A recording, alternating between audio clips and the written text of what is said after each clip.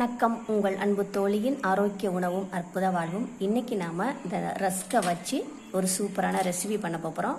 ஒன்றும் இல்லை, பிரெட் அல்வா மாதிரி ரஸ்க் அல்வா இன்றைக்கி செய்ய போகிறோம். அதுக்கு நான் 4 ரஸ்க் எடுத்திருக்கேன். நல்லா சுகர் போட்டு நல்லா காய்ச்சின பால் இப்போ இதில் ஊற்றி கொஞ்சம் நேரம் ஒரு நிமிஷம் ஊறினா கூட போதும், ஊற்றி ஊற வச்சிடலாம்.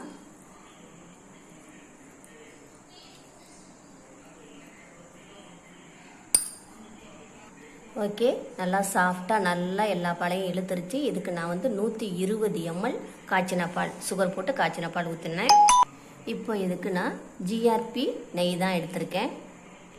இப்போது இந்த பாத்திரத்தில் 1/2 ஸ்பூன் நெய் விட்டுக்கலாம்.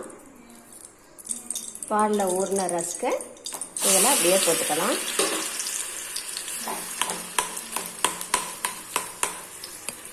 சுவையான ரஸ்க் அல்வா ரெடி. கமன்னு நல்ல மணமாக இருக்குது. நம்ம டேஸ்ட் பார்க்கலாம்.